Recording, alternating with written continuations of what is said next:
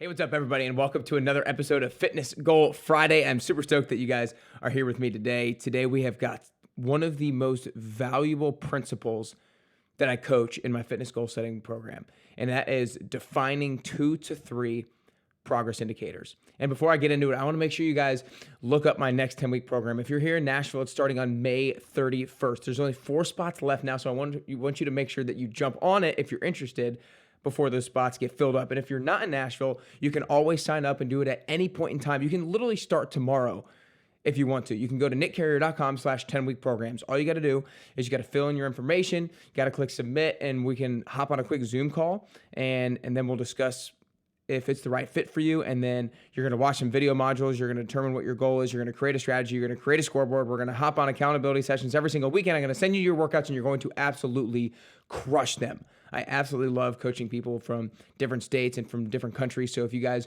are interested in joining and you're not in Nashville, then you have that possibility today. You just got to go to nickcarrier.com/10-week programs. Again, nickcarrier.com/10-week programs. But for now, let's get into defining 2 to 3 progress indicators. So a few episodes back, we talked about creating your success indicator. And that's the metric for your goal, right? It's like, I want to go from this weight to this weight by this particular date. There's an X to a Y by a when. I want to be able to decrease my 1 mile run time from 5:05 to 4:45 by the exact date, right? I want to be able to bench press from 185 pounds to 200 pounds by August 1st, right? There's an X to a Y by a when. There's a starting line, there's a finish line, and there's a deadline. And that's a success indicator. The only problem with the success indicator is it's what's called a lagging measure, meaning by the time that you measure it, all the actions that drove its performance happened in the past. So for example, by the time you step on the scale, you can't do anything about that number. The number that pops up is going to be determined by the actions that you've taken leading up to it. So what is the use in being so obsessed with measuring that number when you can't do anything about it? It's literally uncontrollable. This principle right here of defining the progress indicators and measuring the progress indicators, this is the principle of focusing on what you can control, which is why it's so important, because a lot of people just step on the scale and they worry about that number, but they don't measure the things that indicate to them that they're making progress towards their weight loss or towards whatever goal it is. So that's what these things are. Progress indicators are the 2 to 3 things that you need to put a disproportionate amount of focus and energy towards that will indicate to you that if you do them, that you're making progress to your goal. So for example, let's start with the example of weight loss, because it's something that a lot of people can understand. If you want to lose weight, what are the things that you need to measure that will indicate to you that you're making progress towards your goal? Well, generally speaking, there's something with your nutrition, and there's something with your workouts, and then probably something with hydration as well.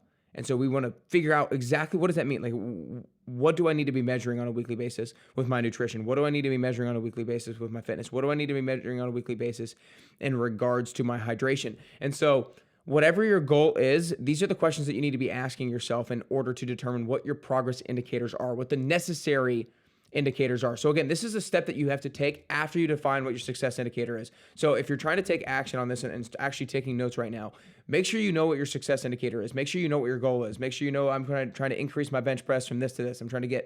I can currently do 2 pull-ups. I want to be able to do 5 pull-ups. I currently weigh this amount. I want to be able to weigh this amount. I currently can run a 5K in this amount of time. I want to be able to run it in this amount of time. You need to know that success indicator when going to determine and define your 2 to 3 progress indicators. So once you know that, you need to ask yourself a few questions. Number 1, what is something that I'm currently doing that I need to continue to do more of that will increase the likelihood that I achieve my goal? So is it something that you're currently doing that you need to do more of? Is it something that I'm not doing at all right now, but I need to start implementing into my routine or into my habits? What is something that maybe I'm doing a little bit of right now, but I need to be doing it more often, or I could be doing it more effectively that would get me closer to my goal? So maybe I'm eating pretty healthy, but I could be eating an extra serving of vegetables or something to that nature. And then the last question you need to ask yourself is there anything I need to stop doing that will increase the likelihood that I achieve my goal? And so right now, when you're going through these questions, I want you to just brainstorm. I want you to brainstorm, and you can't write down too many things. So what's something that you're currently doing that you need to do more of? What's something that you're not doing at all that you need to implement? What's something that you're doing kind of well, but you need to do it better or more effectively? And then what's something that you need to maybe stop doing to get you closer to that goal?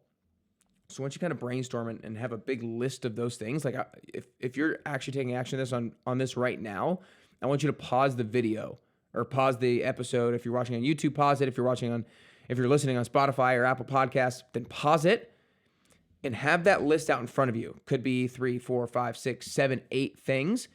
And once you do that, we need to determine the 2 to 3 things that we feel like will provide the biggest change, will be the most important things. So if you could only do 2 to 3 of them, what would provide the biggest result? And then the last thing that I want to mention with these progress indicators that is super, super, super, super key is they need to be predictive and they need to be workable.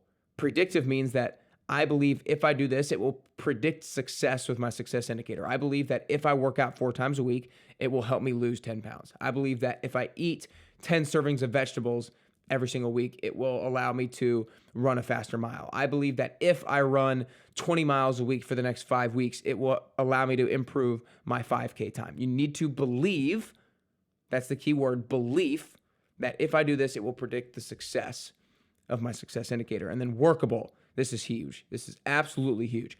Workable means that I am willing and able to do this based off of what I've been willing and able to do in the past. So for example, I had a client, and this is an example I give a lot, but it's so powerful to get this point across.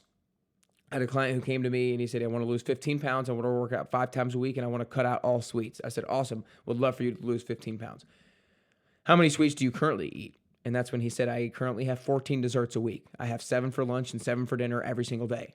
And I'm like, okay, that is not that workable.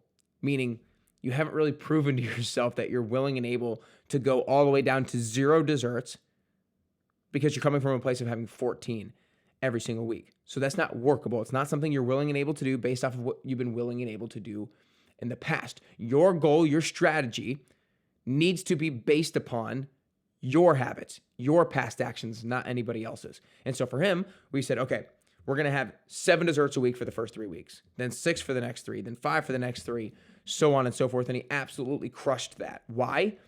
Because it was something that was workable to him. If he started off with 0, maybe he would have been successful with 0 desserts for the first couple weeks, maybe even week 3. But I guarantee you in week 4, he would have eaten 21 desserts and would have gone off the rails.